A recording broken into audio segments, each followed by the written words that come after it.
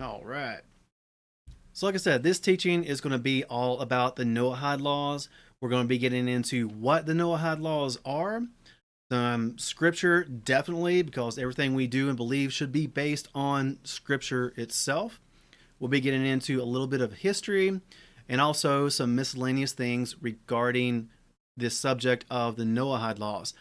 Now, like I just said on the live stream, if you are watching this later on, or if you're watching it right now, whether you're watching it on video or listening to it on audio podcast, you can go to godhonesttruth.com, click on the post for Noahide laws, and you'll be able to see not only the drosh slides that are presented during this teaching, but also the notes that we took on this subject of the Noahide laws as well. So go check that out. And again, regardless of whether you're watching on video or whether you are listening through the audio podcast, if you go down below in the description, and the link directly to the post on our website is right there, so it makes it real easy.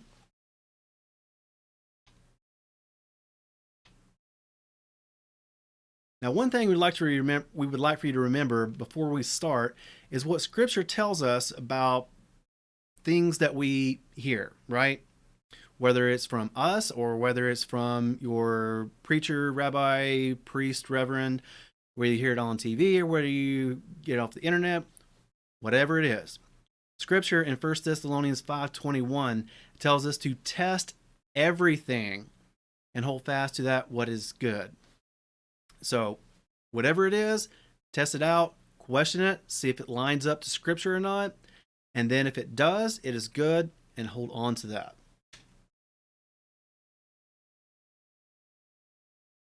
So to start out tonight's drosh, let's get into what is the Noahide laws anyways. I mean, what is this whole thing? Some of you may be coming to this for the first time, or some of you may know very little about it. So let's go ahead and define what it is. Now, first of all, the Noahide laws are called by different things. They're called, obviously, the Noahide laws, the Noahide laws, different spelling. They're called the 7 laws of Noah, the Noachian Laws, the Noachide Code, and maybe a few other things, but generally they're referred to as the Noahide laws. Now, from the Jewish Encyclopedia, they state this: laws which were supposed by the rabbis to have been binding upon mankind at large even before the revelation at Sinai, and which are still binding upon non-Jews. The term Noachian indicates the universality of these ordinances, since the whole human race was supposed to be descended from the 3 sons of Noah, who alone survived the flood.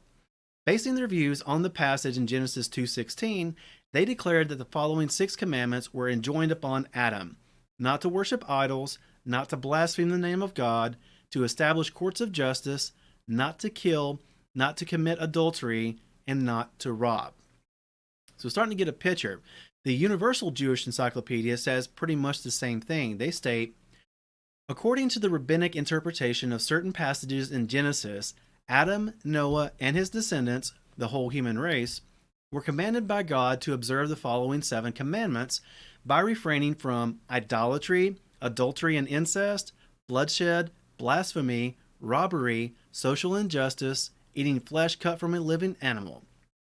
The Talmud refers to 30 laws which non-Jews are supposed to observe and to which they will faithfully adhere in the Messianic period. Menahem Azariah Fano enumerates these 30 laws as details of the 7 basic commandments. So basically we've got the different 7 laws, right? And so far we've seen that it's according to rabbinic interpretation. And where do we get that rabbinic interpretation? Right from the Talmud, from Sanhedrin 56a. The sages taught in a Baraita that the descendants of Noah, i.e., all of humanity, were commanded to observe 7 mitzvot: the mitzvah of establishing courts of judgment, and the prohibition against blessing, i.e., cursing the name of God, and the prohibition of idol worship, and the prohibition against forbidden sexual relations, and the prohibition of bloodshed, and the prohibition of robbery, and the prohibition against eating a limb from a living animal. So more or less that's directly from the horse's mouth. Now, later on in the 12th century, there was a guy named Maimonides who kind of expounded on this and gave his take on it. And he writes in Mishneh Torah, 6 precepts were commanded to Adam: the prohibition against worship of false gods, the prohibition against cursing God, the prohibition against murder, the prohibition against incest and adultery, the prohibition against theft, the command to establish laws in courts of justice, the prohibition against eating flesh from a living animal was added for Noah, as Genesis 9:4 states, "Nevertheless, you may not eat flesh with its life, which is its blood." Thus, there are 7 mitzvot. And that's from Maimonides in Mishneh Torah about the 12th century or so. So what this basically boils down to is a set of 7, not 613, 7 different laws. Like I said, a summary of those are as 1, do not worship idols or engage in idolatry. 2, do not blaspheme the name of Yahweh or commit blasphemy. 3, do not murder. 4, do not steal or rob. 5, do not commit fornication or adultery. 6, do not eat the flesh of a living animal. 7, establish courts of justice. Now, if you haven't caught on as of yet, okay, in the first descriptions we gave, the Noahide laws are for non-Jews. Okay, that's what the Noahide laws are meant for. All of humanity except for the Jews. Okay, so what this kind of creates is like a 2-path system. Okay, according to the Universal Jewish Encyclopedia, quote, unlike Christianity, Judaism does not deny salvation to those outside of its fold, for according to Jewish law, all non-Jews who observe the Noahide laws will participate in salvation and in the rewards of the world to come. And this is quoting from Sanhedrin 105a, a part of the Talmud. So what does Sanhedrin 105a state? Quote, from the fact that it is written, all the Gentiles, it is apparent that none of the Gentiles have a share in the world to come. It is stated only, all the Gentiles that forget God. Rather, the wicked shall be turned back to the netherworld. And who are they? They are all the Gentiles that forget God. Gentiles who fear God do have a share in the world to come. So now we've looked at the Talmud and where we get the Noahide laws from. And we've also looked at how non-Jews, according to rabbinic Judaism, interpret it, how non-Jews can have a place in what they call the world to come, what we would call the kingdom of Yahweh. And what this leads to is a 2-road system, okay, to salvation or to the kingdom. There's one law for the Jews and then one law for the non-Jews, who they would refer to as Gentiles, Goyim, or the nations.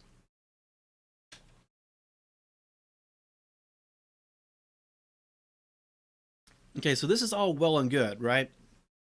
But so far, everything we've looked at is either from the Talmud or a medieval rabbi's interpretation and writings on it. So what about Scripture, where we base all of our faith and doctrines on? Where do we find this whole concept of Noahide laws in Scripture? Well, when we look in Scripture, we find the Noahide laws contained in, nowhere. Noahide laws are nowhere in Scripture. You can look high and you can look low, from Genesis to Revelation, and you will not find the Noahide laws, not even once referenced even. So not only are they not spelled out, they're not referred to or even referenced. Okay, but you may say, what we read earlier, it references certain scriptures, right? Let's look at that. From the Jewish Encyclopedia, basing their views on the passage in Genesis 2:16, they declared that the following 6 commandments were enjoined upon Adam: not to worship idols, not to blaspheme the name of God, to establish courts of justice, not to kill, not to commit adultery, and not to rob. Notice what they said right there. that they were basing their views and getting these 7 Noahide laws, or rather it'd be 6 at this point because it's just Adam, right? They were getting these 6 Noahide laws from the passage in Genesis 2:16. So let's look at that, and let's look at the verses surrounding that just for further context. Genesis 2, verses 15 through 18. And Elohim took the man and put him in the Garden of Eden to work it and to guard it.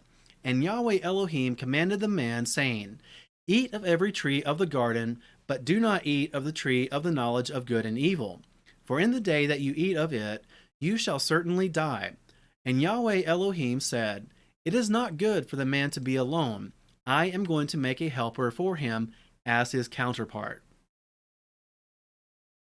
I'm going to leave this up there just for a moment. Look back at it real quick and see if you can identify the 6, or even 7 maybe, the 6 Noahide laws here in this passage.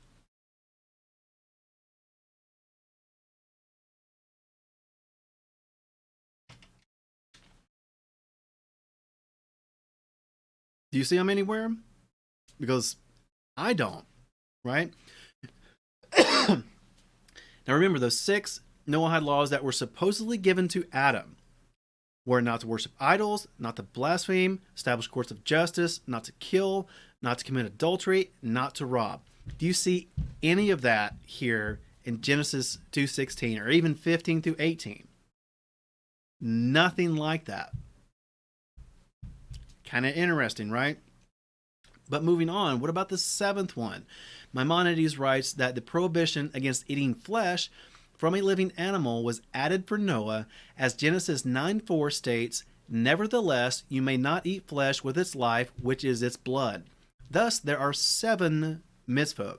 So, what they're claiming is that originally there were 6 of these Noahide laws given to Adam, and then when Noah came along, and then they got off the ark at the end there was a 7th given to them.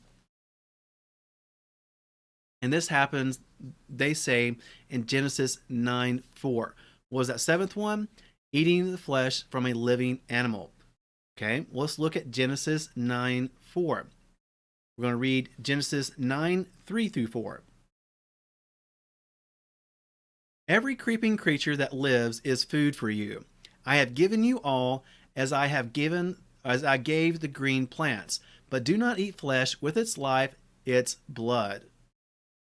Okay, supposedly this is where the commandment for do not eat the flesh of a living animal comes from. Okay?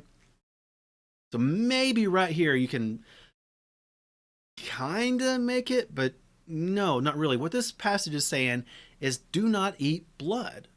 Okay? I don't know where the flesh of a living animal came from, because it's not referencing anything that's living. It's referencing food from a dead animal that, still has blood in it. It says don't eat that. I mean, was zombieism an issue when they came up with this? I'm not really sure.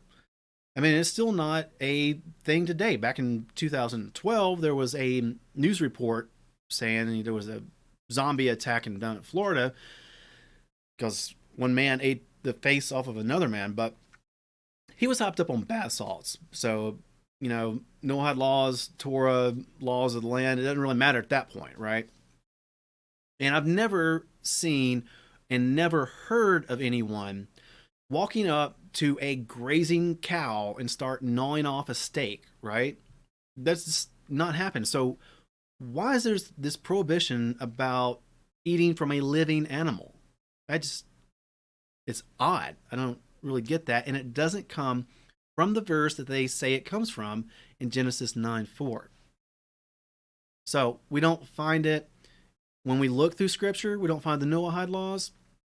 And even when we look at the verses they give us for the source, it doesn't come from there either. So far, what we've seen is the source for these Noahide laws come from the Talmud, not scripture.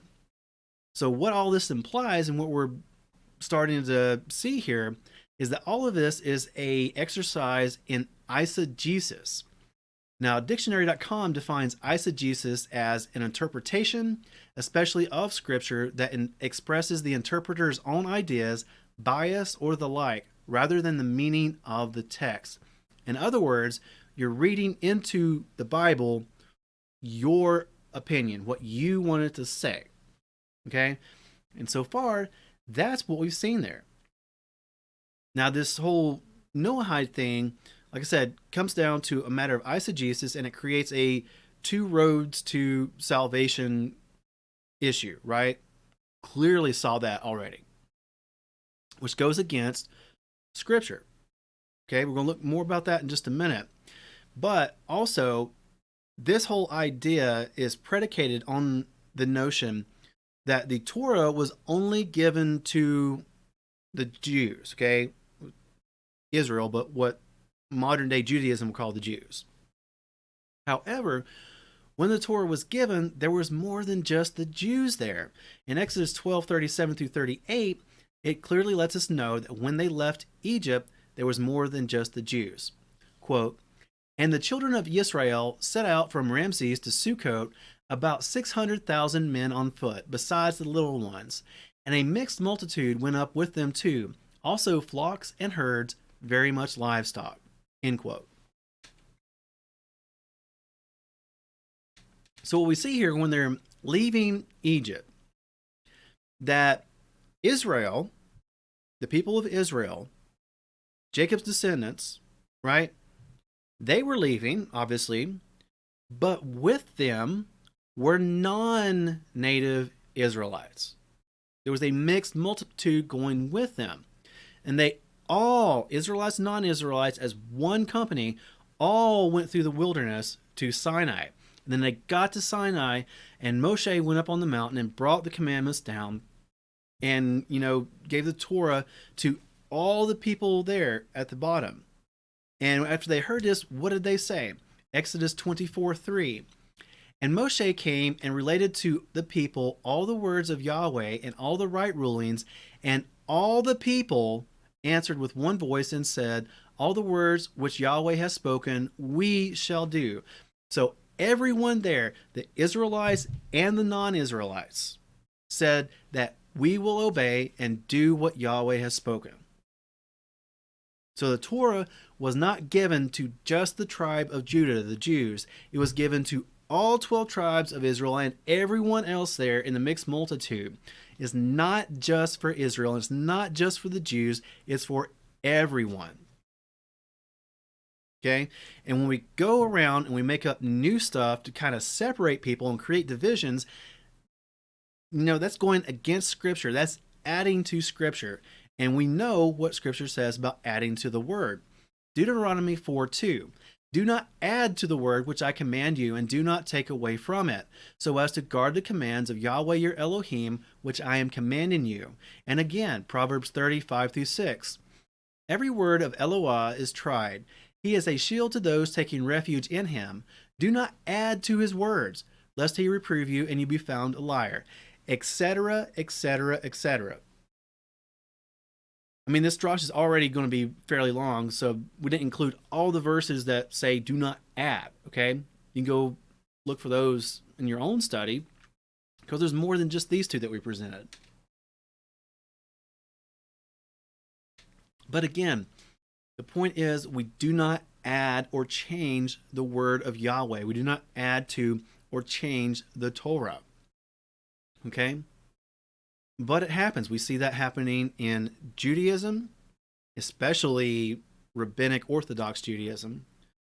We see that happening within mainstream churchianity. If you do any kind of study on church history, you see that all over the place. Okay? And this is nothing new, right? Ecclesiastes 1:9 tells us that what has been is what shall be. What has been done is what shall be done, and there is no new matter under the sun. Okay? So we look back at the start of the Noachide Laws in the Talmud about the 3rd century, something like that. Even that wasn't new. Okay? We look at 2 Kings 17:19-20. Yehuda also did not guard the commands of Yahweh their Elohim, but walked in the laws of Israel, which they made. And Yahweh rejected all the seed of Israel and afflicted them, and gave them into the hand of plunderers, until he had cast them out from his presence. So this is something that happened way back in the day, like not long after King Solomon. So when it happened again, where they added to scripture in the 3rd century with the Talmud, like scripture says, there's nothing new under the sun. What has been shall be. And then we see it all through mainstream churchianity's history as well.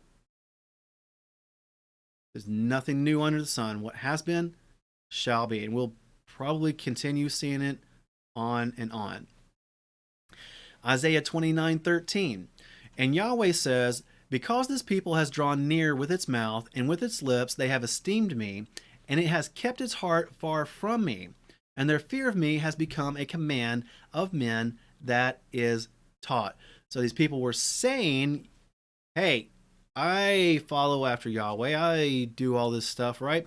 But their heart wasn't in it, and what they were actually meaning and actually doing wasn't the right thing to do. Sort of like the Noahide laws. And again, it's not something new, because Yeshua was dealing with very similar things back in his day. And he quotes Isaiah here, Matthew 15:3 and 7 through 9. But he answering said to them, why do you also transgress the command of Elohim because of your tradition? Hypocrites, yes, Yeshayahu rightly prophesied about you, saying, this people draw near to me with their mouth, and respect me with their lips, but their heart is far from me. But in vain they do worship me, teaching as teachings the commands of men. Now, remember, Yeshua here was coming against the Pharisees of his day, the educated leaders of the temple and Judaism, right? Now, these Pharisees at that time eventually came down to us what we know today of as Rabbinic Judaism, Orthodox Judaism. Okay? So the Orthodox rabbis that we deal with today are pretty much the same kind of thing that Yeshua was dealing with back in his day as well. And now we are also dealing with this creation of the Noahide laws that they came up with in the 3rd century.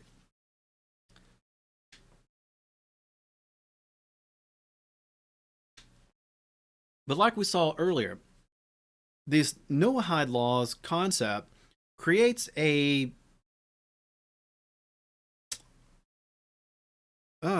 what's the word I'm looking for?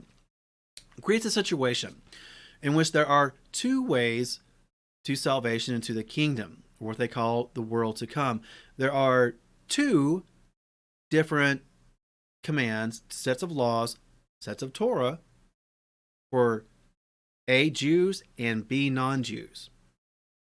But what does Scripture have to say about something like that? Exodus 12:49 through 50.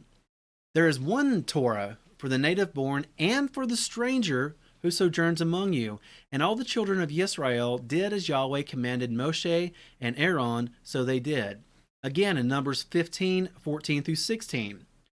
And when a stranger sojourns with you, or whoever is among you throughout your generations, and would make an offering made by fire, a sweet fragrance to Yahweh, as you do, so he does. One law is for you of the assembly and for the stranger who sojourns with you. A law forever throughout your generations. As you are, so is the stranger before Yahweh.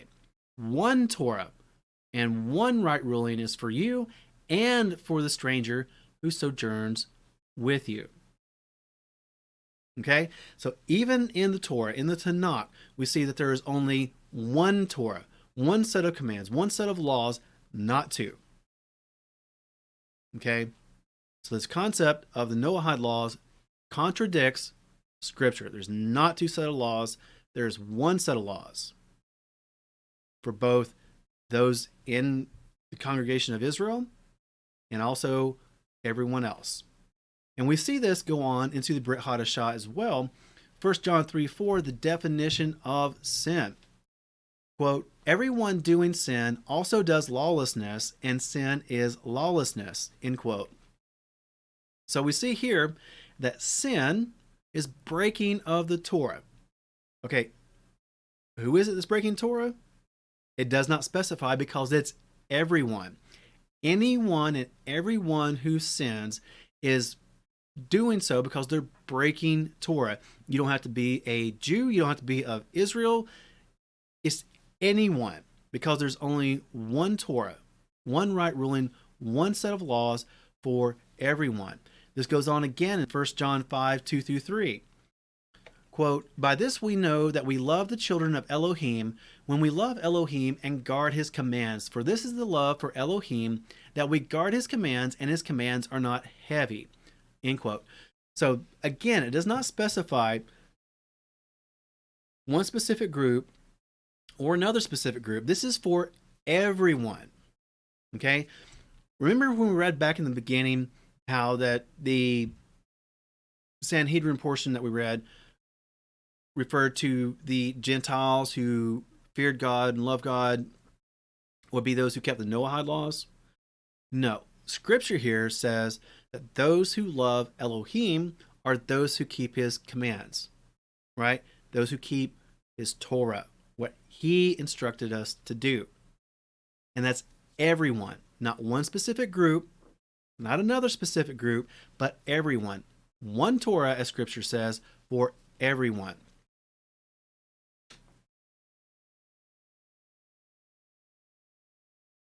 And in contradiction to this notion of the Noahide laws that states, or that gives off the impression that there's two different ways to salvation, there's two different ways to the kingdom, Scripture says otherwise. Acts 4:9-12. If today we are called to account for a good deed towards a sick man by whom he has been healed, let it be known to all of you and to all the people of Israel that in the name of Yeshua Messiah of Nazareth, whom you impaled, whom Elohim raised from the dead, by him this one stands before you healthy. This is the stone which was rejected by you builders, which has become the chief cornerstone, and there is no deliverance in anyone else, for there is no other name under the heaven given among men by which we need to be saved. End quote. So, the only way to salvation is not through the Noahide laws, is not through Torah even. It's through Yeshua. Now we do Torah because it's good for us and because we love Yahweh. But our salvation comes through Yeshua, that perfect sacrifice, our high priest in the heavens. And that's the only way to salvation. So now let's go ahead and dive into the history, or a little bit of a history, of the Noahide laws.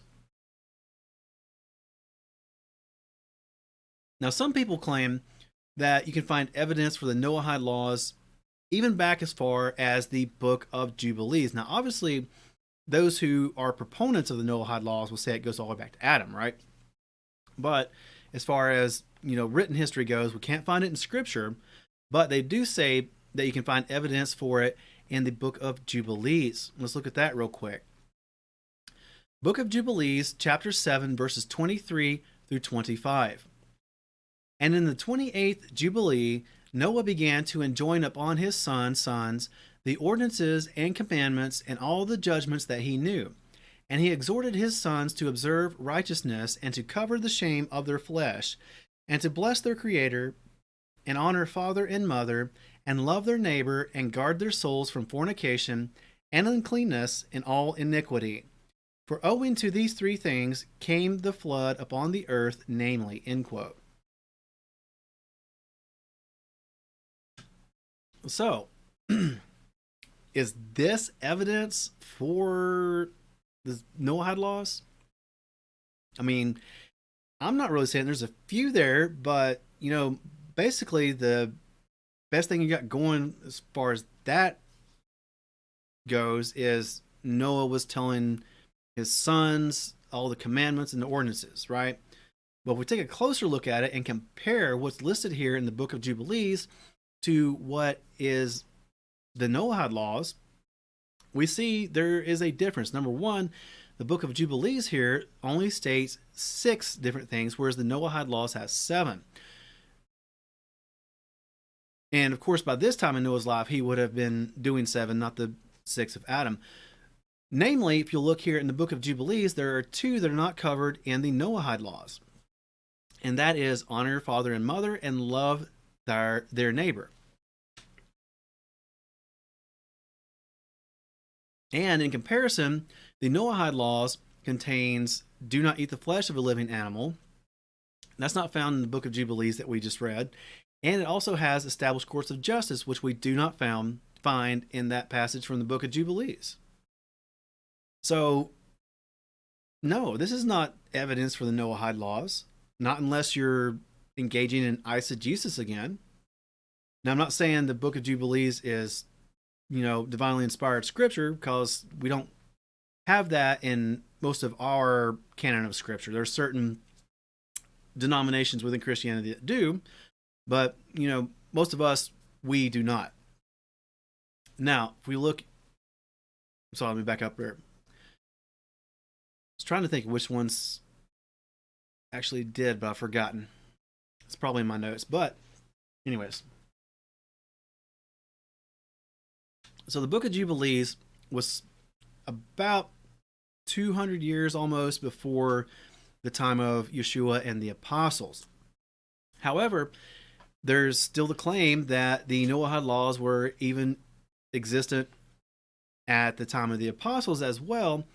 And they make the claim that in the book of Acts, chapter 15, that you find evidence for the Noahide laws also. Look at that real quick. Acts 15, 19 through 21. Therefore, I judge that we should not trouble those from among the nations who are turning to Elohim, but that we write to them to abstain from the defilement of idols, and from whoring, and from what is strangled, and from blood. For from ancient generations Moshe has in every city those proclaiming him, being read in the congregations every Sabbath. So you see 4 different things right here. Namely, okay, that is abstain from the defilement of idols, no idolatry, right? Abstain from whoring, abstain from what is strangled, and from blood. Those 4 different things. But the important thing here that you should notice is that the from ancient generations, Moshe has in every city those proclaiming him, being read in the congregations every Sabbath. So what is that referring to? That's referring to the Torah. They're saying that when new people come to the faith, that not to heap everything on top of them all at once, because it's going to be overwhelming, right? It could be very discouraging. It could even cause people to backslide and go out of the faith. So they say that when people come to the faith, that they are to immediately stop doing 4 things. That's from idolatry, from whoring, from eating things that are strangled, and eating blood. Okay, just those 4 things. And then to go to synagogue, they go to their church, their fellowship, where they're going to learn more of the Torah because it's read every Sabbath. Okay? One Torah for everyone. That's what they're getting at right here. They're not saying there's 7 laws that only non-Jews have to follow. No, they're saying these 4 things, start out with that, and then learn as you go. And that's what they write to the churches when they send out their letter in Acts 15, 28 through 29. For it seemed good to the set-apart spirit and to us to lay upon you no greater burden than these necessities, that you abstain from what is offered to idols and blood, and what is strangled and whoring. If you keep yourselves from these, you shall do well, be strong.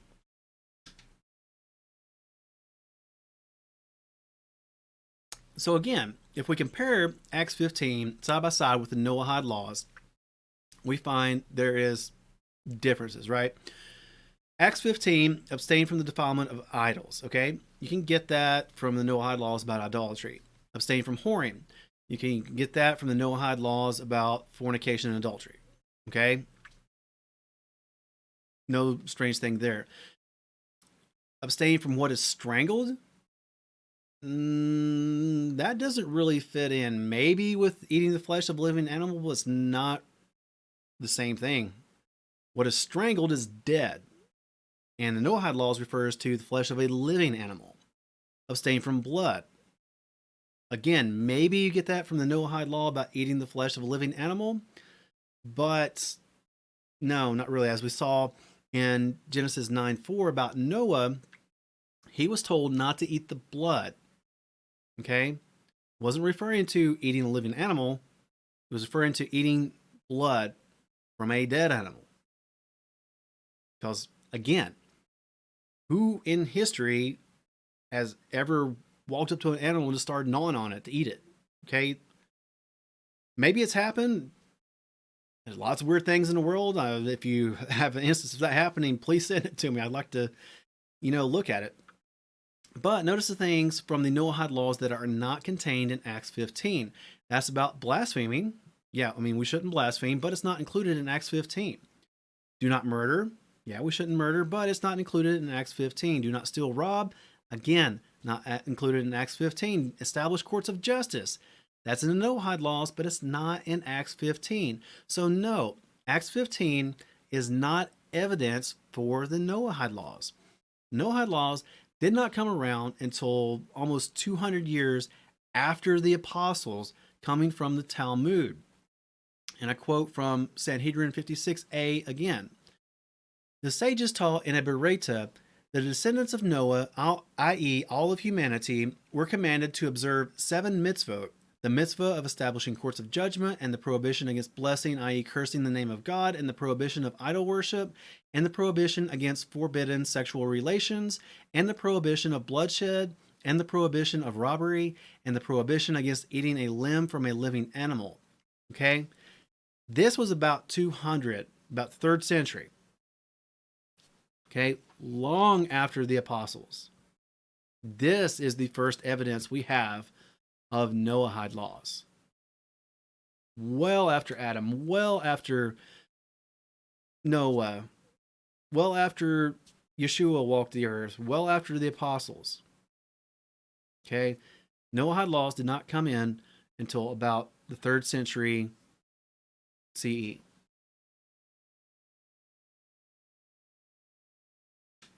And then, like we said, later on in the 12th century, Maimonides in the Mishneh Torah expands on this and gives his commentary as well. And we've already read some, but here is a whole lot more about what Maimonides said regarding the Noahide laws. Quote, a treaty cannot be made with a city which desires to accept a peaceful settlement until they deny idol worship, destroy their places of worship, and accept the 7 universal laws commanded Noah's descendants. For every Gentile who does not accept these commandments must be executed if he is under our undisputed authority. By the same regard, Moses was commanded by the Almighty to compel all the inhabitants of the world to accept the commandments given to Noah's descendants. If one does not accept these commands, he should be executed. A person who formally accepts these commands is called a resident alien. End quote. So look at what's being said here. It says, by the same regard, Moses was commanded by the Almighty to compel all the inhabitants of the world to accept the commandments given to Noah's descendants. Where do you find that in Scripture? You don't. Because it's not there. Moses was not commanded to impose on non-Israelites the Noahide laws. Because Noahide laws were not invented until the 3rd century CE. Going on, Maimonides writes, anyone who accepts upon himself the fulfillment of these 7 mitzvot and is precise in their observance is considered one of the pious among the Gentiles and will merit a share in the world to come. This applies only when he accepts them and fulfills them, because the Holy One, blessed be he, commanded them in the Torah and informed us through Moses, our teacher, that Noah's descendants had been commanded to fulfill them previously. However, if he fulfills them out of intellectual conviction, he is not a residential alien, nor of the pious among the Gentiles, nor of their wise men. Again, he's talking about how it was given to Moses and Moses commanded everyone, but it didn't happen because it's not in Scripture. Where in the Torah, the Tanakh, do you find Moses being given the Noahide laws and imposing them on everyone else besides Israel? You don't. What we find in Torah is one Torah for everyone. Not two Torahs, one Torah. It gets better. Maimonides goes on. Even though we have received all of these commands from Moses, and furthermore, they are concepts which intellect itself tends to accept, it appears from the Torah's words that Adam was commanded concerning these. Keep that in mind. He says, the prohibition against eating flesh from a living animal was added for Noah, as Genesis 9:4 states, nevertheless, you may not eat flesh with its life, with its blood. Thus, there are 7 mitzvot. These matters remained the same throughout the world until Abraham. When Abraham arose, in addition to these, he was commanded regarding circumcision. Okay, so he's saying there's additional things that are added when Abraham comes along, namely circumcision. But he's referring to the laws for Israel, or what he would call the Jews, not the Noahide laws. Noahide laws do not contain circumcision. That's just for what they consider the special people, okay? But as far as, well, we back up real quick. If you'll notice here, he's making the claim that these Noahide laws were given to Adam, have been in existence since Adam, okay? Since the very beginning. That's what he's trying to say. But notice something that's not included in the Noahide laws. If it was from the beginning, ever since Adam, why is there nothing about Shabbat? Very, very interesting. As we presented in our drash, in our live stream about Shabbat, Shabbat observance is very, very important to Yahweh. Okay, we see that all throughout Scripture, that we're to keep the Shabbat as a remembrance forever, throughout our generations. So why is that not in the Noahide laws? Why was that not from the beginning of those things that were given to Adam? Very interesting, but we'll get back to Shabbat here in just a moment. I just wanted to point that out, that you do not find anything about Shabbat in the Noahide laws. And Maimonides goes on, you remember the one in the Noahide laws about adultery and fornication? He expands on those and goes on to say that there are 6 illicit sexual relations forbidden to a Noahide: his mother, his father's wife, a married woman, his maternal sister, a male, and an animal. Now, a Noahide, what he's referring to here, is someone who is following the Noahide laws. Okay, they're not a Jew, they're a non-Jew who is following the Noahide laws. That's a Noahide.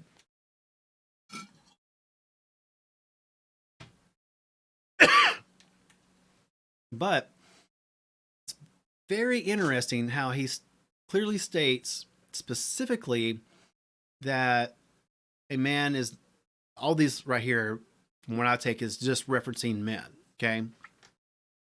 But he says that a man is not to have illicit sexual relations with his maternal sister, but says nothing about his paternal sister. Very, very odd, okay? Also notice there's a distinction here too between a man's father's wife and a man's mother. Pick up on that. Think about that.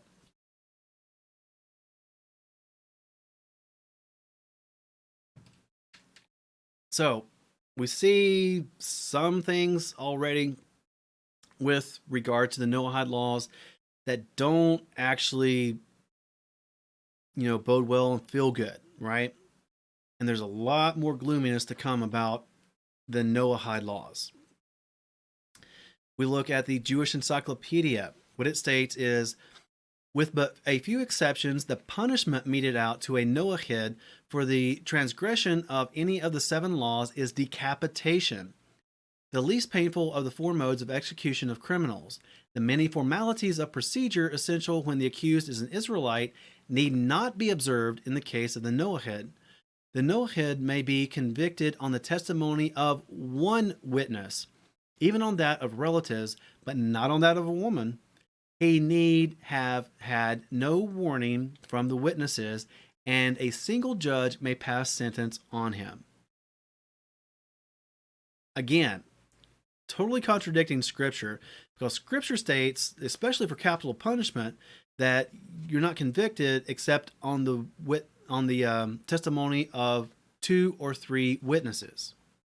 Okay, and they're saying here that for all non-Jews, it can just be on 1 witness. Completely contradicting Scripture. Again, the Universal Jewish Encyclopedia states, the punishment for infraction of most of these laws is death by strangulation. Unlike Jewish law, better translated Torah, a Noahide could be convicted on the testimony of even only 1 witness and could be sentenced by even only 1 judge. Similar to Jewish law, however, women were disqualified to act either as witnesses or as judges. Again, pretty much the same thing we read from the Jewish Encyclopedia, except this is a little bit different. It doesn't say decapitation, it just says strangulation. Okay? But not to be outdone, Maimonides adds even more to this. In Mishneh Torah, Kings and Wars, a Noahide is executed for every type of foreign worship which a Jewish court would consider worthy of capital punishment. However, a Noahide is not executed for a type of foreign worship which a Jewish court would not deem worthy of capital punishment. Nevertheless, even though a Noahide will not be executed for these forms of worship, he is forbidden to engage in all of them.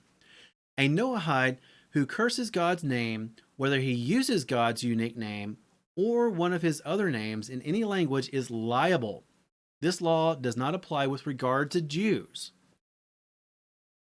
A Noahide who slays any soul, even a fetus in its mother's womb, should be executed in retribution for its death. So, okay, credit where credit is due. For someone who commits an abortion, hey, take care of them. I'm on board with that. But as far as this section goes, this is all I'm on board for. Anyone who uses God's unique name, okay? Those of us who are of the Messianic mindset, okay, if this was to be enforced, we would have targets on our backs, right? Especially people like me who put videos out there to the public. So there's that. But that contradicts Scripture as well, because over almost 7,000 times, Yahweh's name is used and placed in Scripture. We see that over and over again. It's so important, his name. And to blot it out with some other name or some other title it's horrible in my way of thinking. Is that we should use Yahweh's name, get it out there to the world, and relate to everyone how magnificent and how wonderful he is, and what he has done for us and what he can do for them. But according to these Noahide laws and the way they're interpreted by people like Maimonides, you can see what's going on here. And notice also the 2 roads idea as well, that things that apply to the Jews, things that apply to the Noahides don't apply to the Jews. Again, Maimonides in Mishneh Torah. He is liable for relations with a male, whether a minor or an adult, and with an animal, whether young or old. In the latter instance, the Noahide alone is executed and not the animal. We are only commanded to kill an animal with which a Jew engaged in relations. A Noahide is liable for violating the prohibition against theft, whether he stole from another Gentile or from a Jew. This applies to one who forcefully robs an individual or steals money, a kidnapper, an employer who withholds his workers' wages, and the like. Even a worker who eats from his employer's produce when he is not working. In all such cases, he is liable and is considered as a robber. With regard to Jews, the law is different. Again, double standards.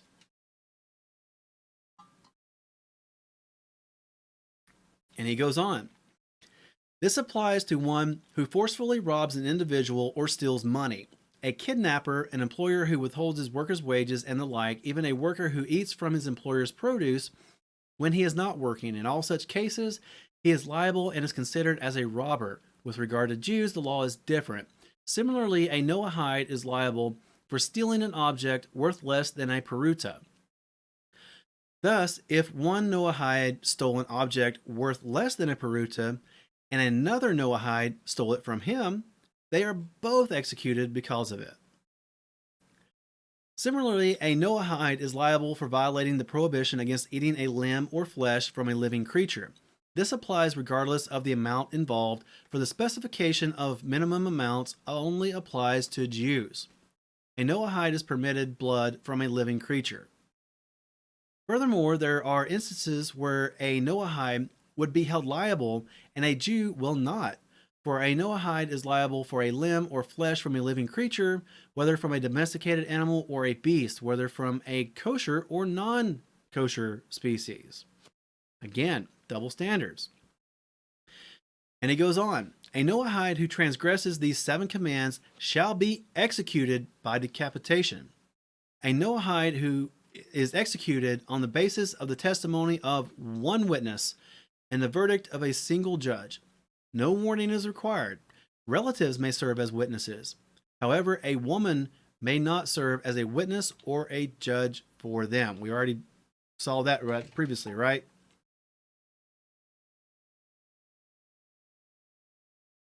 So that's part of the gloominess of this whole concept of the Noahide laws. But it wasn't just Maimonides in the 12th century. It wasn't just the Talmud creators back in the 3rd century CE. It even continues up until our day. For example, Chabad.org. By the same regard, Moses was commanded by the Almighty to compel all the inhabitants of the world to accept the commandments given to Noah's descendants. If one does not accept these commands, he should be executed. A person who formally accepts these commands is called a resident alien. This applies only when he accepts them and fulfills them, because the Holy One, blessed be He, commanded them in the Torah and informed us through Moses, our teacher, that Noah's descendants had been commanded to fulfill them previously. Again, more and more gloominess surrounding this Noahide law stuff. But again, even modern Orthodox Judaism from Chabad.org states that, there's 2 different roads and that it was given to Moses, even though it's nowhere in Scripture. From the Jewish Encyclopedia. If he slay a man in self-defense, the Noahide is guilty of murder and must pay the death penalty, although under the same circumstances, an Israelite would not be executed. Again, double standard, even though we see that there's only one Torah for everyone. And you'll see here that it's stating that the Noahide, the person who is following the Noahide laws, cannot defend themselves. Because if they do, and they end up killing the person who's attacking them, well, then they're going to die because they killed someone in self-defense. I mean, it's like a catch-22 here. The Jewish Encyclopedia again. Hence the Talmud prohibited the teaching to a Gentile of the Torah, the inheritance of congregation of Jacob. R. Yohanan says of one so teaching, such a person deserves death, an idiom used to express indignation. It is like placing an obstacle before the blind. And yet, if a Gentile study the law for the purpose of observing the moral laws of Noah, R. Meyer says he is as good as a high priest and quotes, "Ye shall therefore keep my statutes and my judgments, which if a man do, he shall live in them."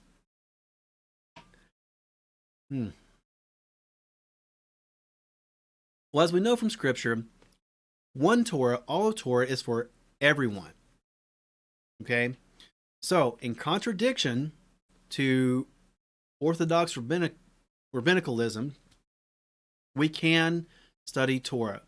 We can be taught Torah. Because there's nothing in Scripture prohibiting it. We don't follow Orthodox rabbis. We follow Yeshua and the Word of Yahweh. But it gets even deeper. More into the weeds here. The Jewish Encyclopedia again. Resh Lakish said, "A Gentile observing the Sabbath deserves death. This refers to a Gentile who accepted the 7 laws of the Noahide, inasmuch as the Sabbath is a sign between God and Israel alone, and it was probably directed against the Christian Jews who disregarded the Mosaic laws and yet at that time kept up the observance of the Jewish Sabbath." This is interesting on more than one level, okay? Number one, it states here that any Gentile, i.e. non-Jew, what they're saying here, any Gentile who observes the Sabbath should die. Okay? Totally contradicting Scripture. They're adding to Scripture again here.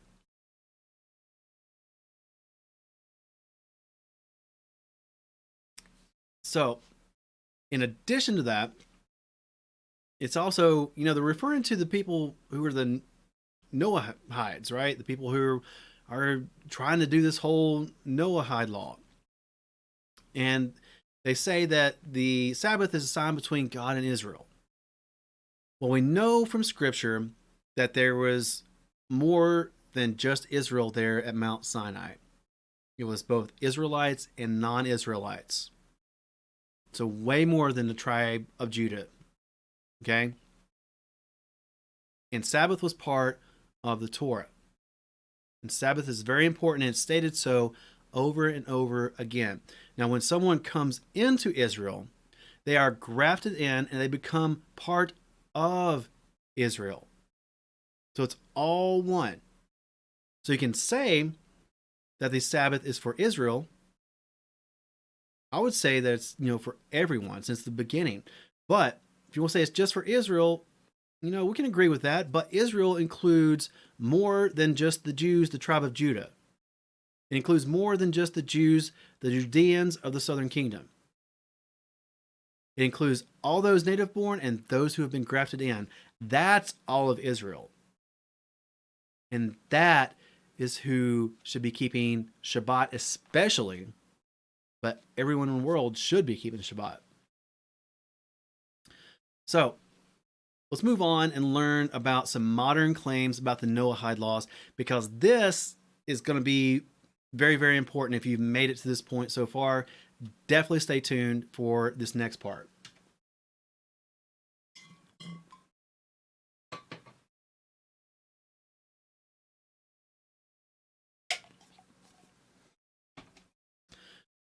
So like I said, the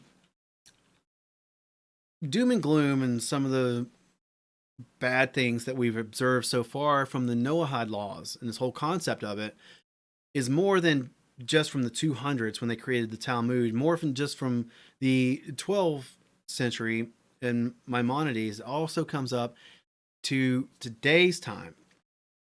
But let's look at the another section from Chabad.org.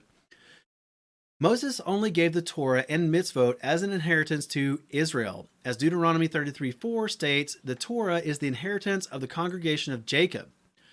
And to all those who desire to convert from among the nations, as Numbers 15:15 states, the convert shall be the same as you. However, someone who does not desire to accept Torah and mitzvot should not be forced to.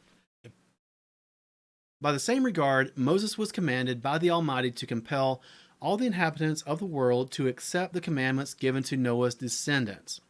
Anyone who accepts upon himself the fulfillment of these 7 mitzvot and is precise in their observance is considered one of the pious among the Gentiles and will merit a share in the world to come. This is modern times. This is not 12th century or even before. This is in our day and age. This kind of thing is still going on, even though you find it nowhere in Scripture, nowhere in the Tanakh, nowhere in the Torah. It just all comes directly from the Talmud, which is a rabbinic creation that is not divinely inspired and has zero authority on a true believer.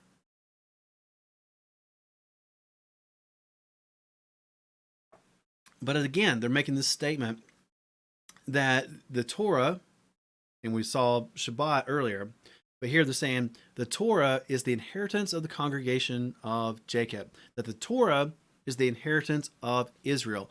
Galatians 3:26 through 29. For you are all sons of Elohim through belief in Messiah Yahushua. For as many of you as were immersed into Messiah have put on Messiah.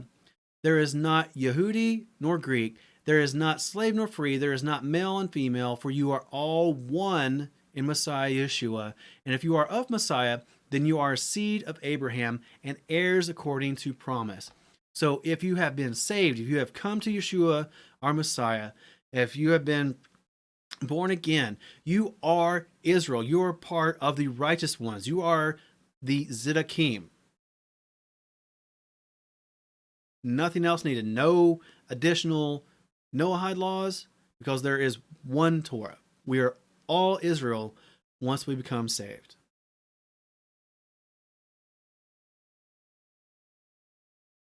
But it's not just Orthodox Judaism or the Orthodox rabbis that state this kind of thing too.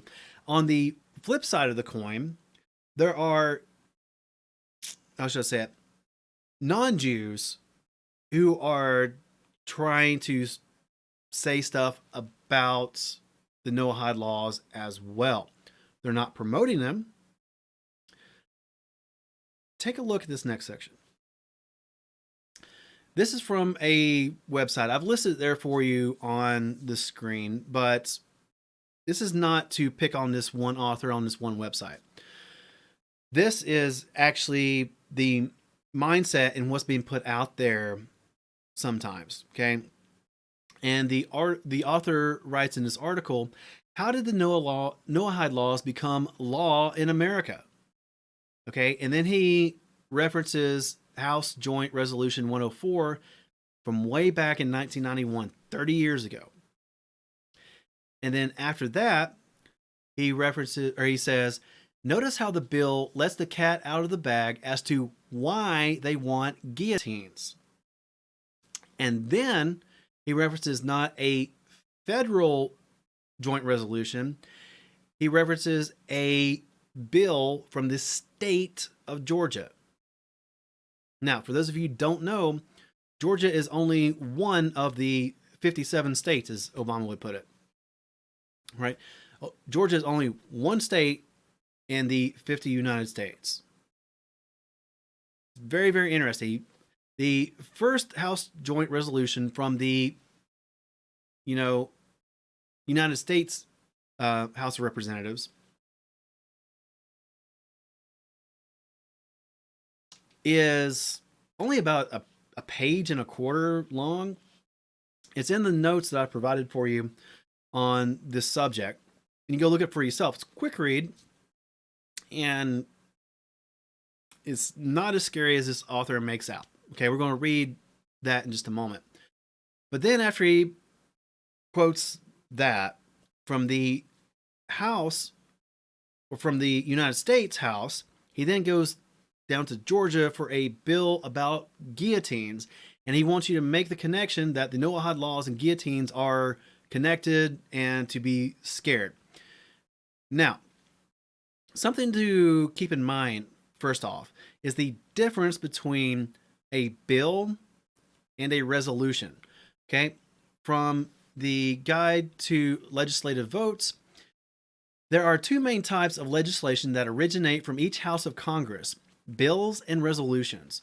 Bills, if passed by the House and Senate and signed by the President, become binding law and part of the United States Code. Resolutions are not laws. Rather, they are expressions of the sentiments of either the House or Senate. Again, from encyclopedia.com. Although easily confused, resolutions are not laws, but rather the statements of intent or declarations that affect the operations of Congress.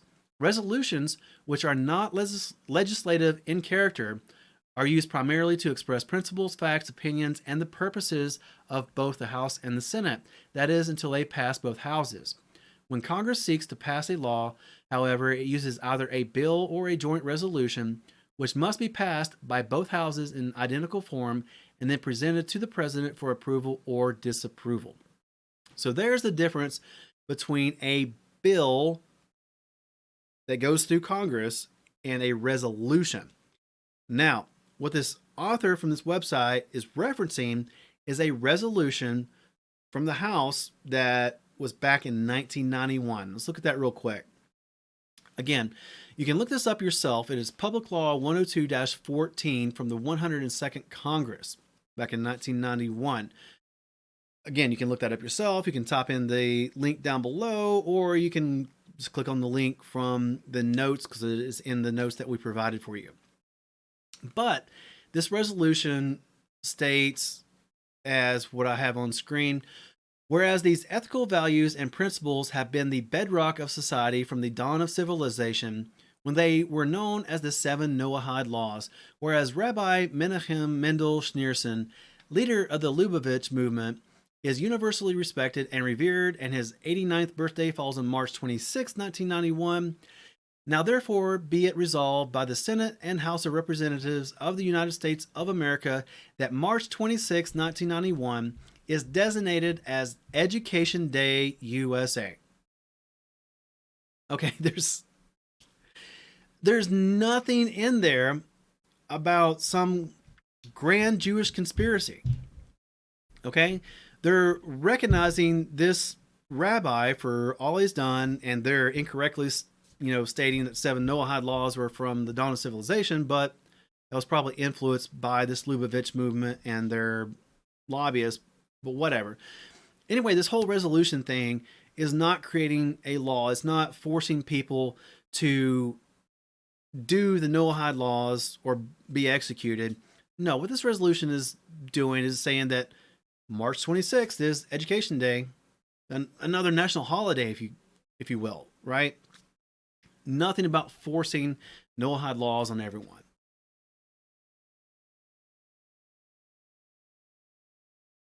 So, like I said, the author in that website stated this as, be scared because they're going to force it on you and make you do it. It's law now in the United States. Okay, we just saw that, no, this is not law. This is not forcing anyone to obey the Noahide laws. And then he goes on to speak about a bill from the state of Georgia regarding guillotines. And that is from the Georgia House of Representatives 1995-96 sessions, House Bill 1274, death penalty guillotine provisions. Okay.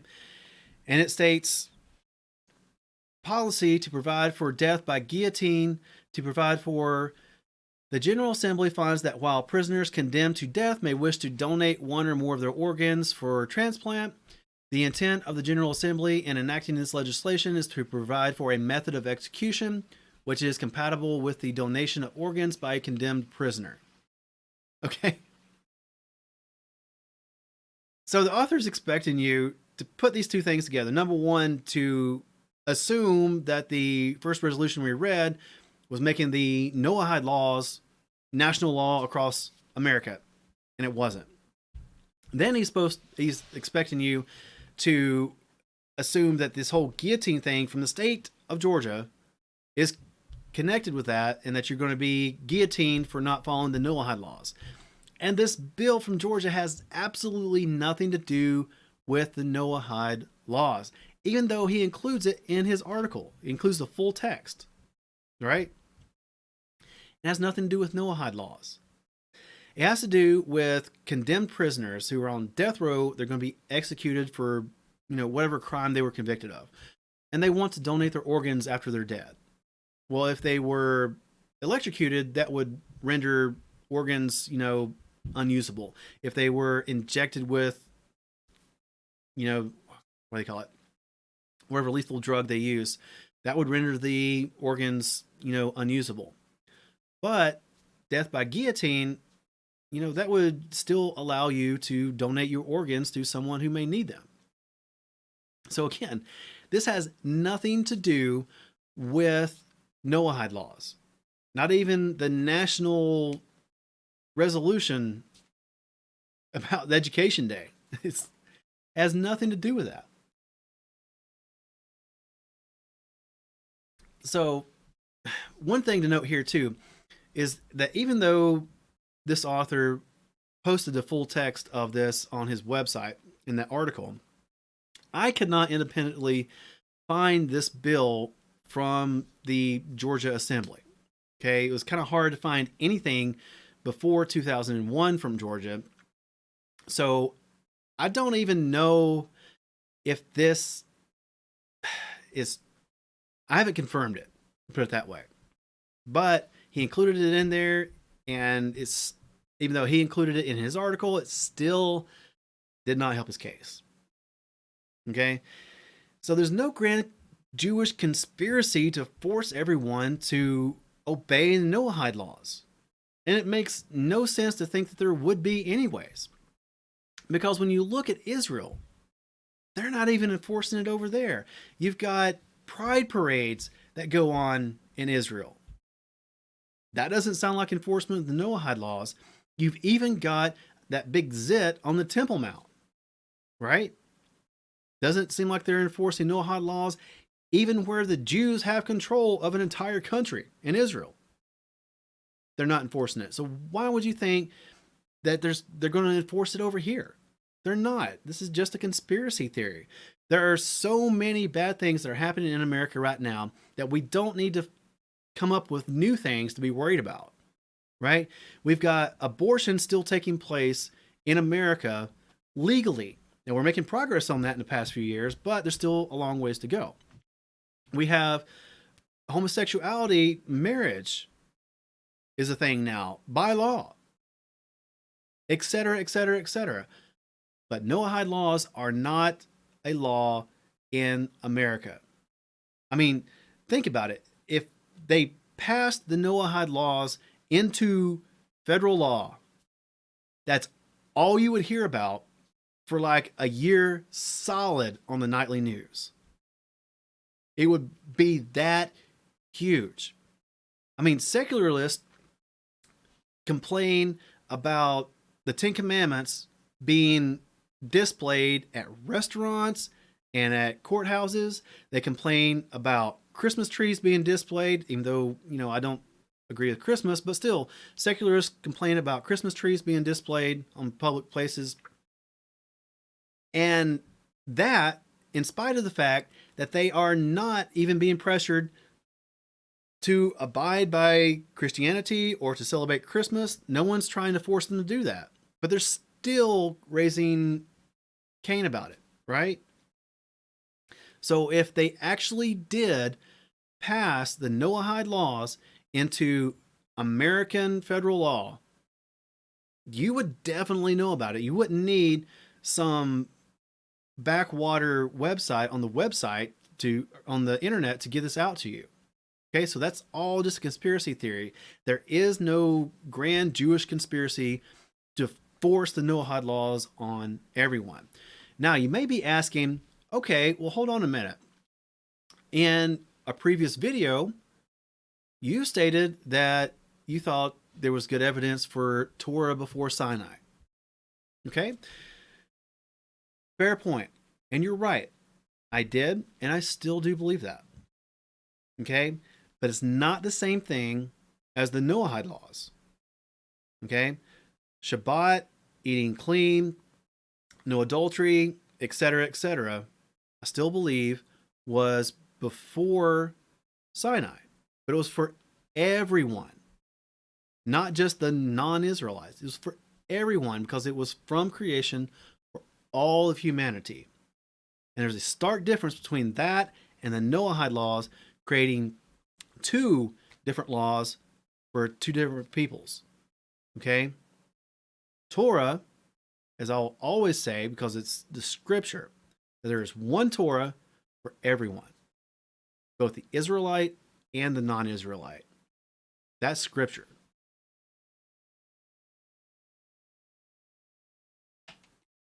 So if you've made it this far, thank you so much. This is going on